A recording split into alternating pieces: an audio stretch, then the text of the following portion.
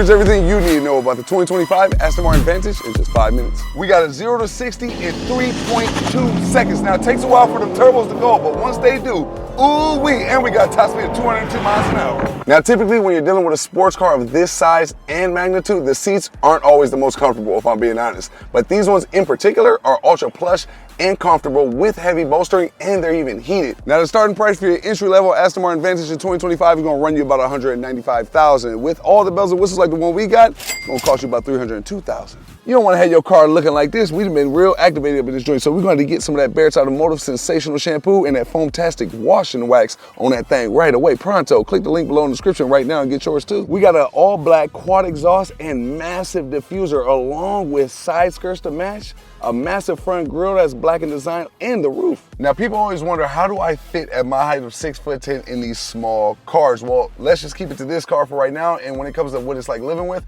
I'll explain that to y'all more, so make sure y'all stay tuned for that video. But my headroom in this car is abundant along with my legroom, but if I take my shoes off, game changer, even better.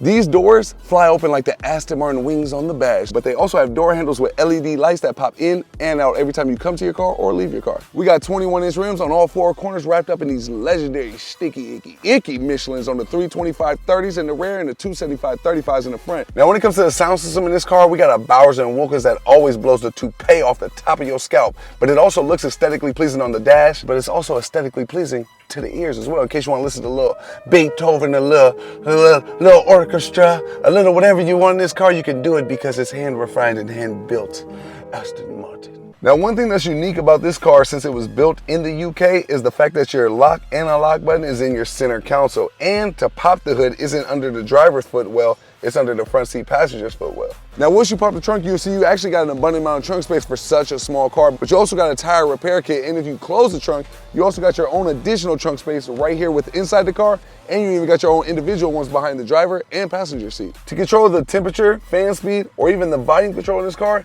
you something like a DJ how you flip that thing all around this thing, man. What y'all think? Y'all like that or no? Get active in the chat. I got this joint sound like a supercharger whine. That's how I'm stepping on these turbos. We got a leather wrapped steering wheel with a flat bottom, but we also got some Edward Scissorhand type paddle shifters behind that thing in case you want to get extracurricular. We got a digital gauge cluster with a high resolution and a nice design, but you can also go through view and change and reconfigure this joint anytime you want to go from automatic, light theme, or dark theme. You can even view your driver assistance in here as well, along with your trip assist that shows everything fuel related, navigation, media, phone, and vehicle that showcases your tire pressure, days to your next service, and even your engine levels. Now on the side of the center console for both the driver and passenger is your memory seat controls along with your actual seat controls. Under the center console, you even got a little storage space. Aston Martin has a new infotainment screen, and it has a nice design and high resolution, and it even controls things such as your Apple CarPlay, Android Auto, media, navigation, personalize your drive modes, telemetry page that showcases your live horsepower, battery voltage, and torque along with driver assistance, and even vehicle and parking details along with ambient lighting with a bunch of colors to choose from.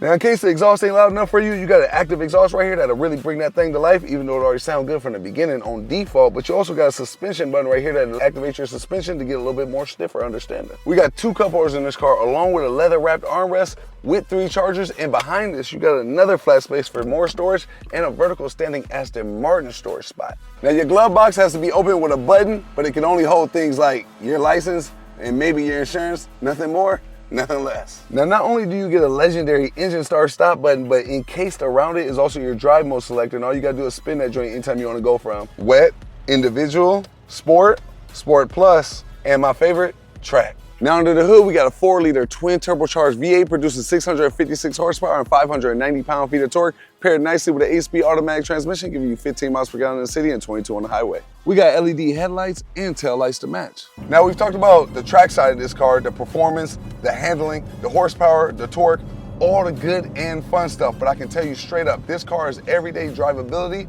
is through the roof as well. Now that's everything I think you need to know about the 2025 Aston Martin Vantage in just 5 minutes.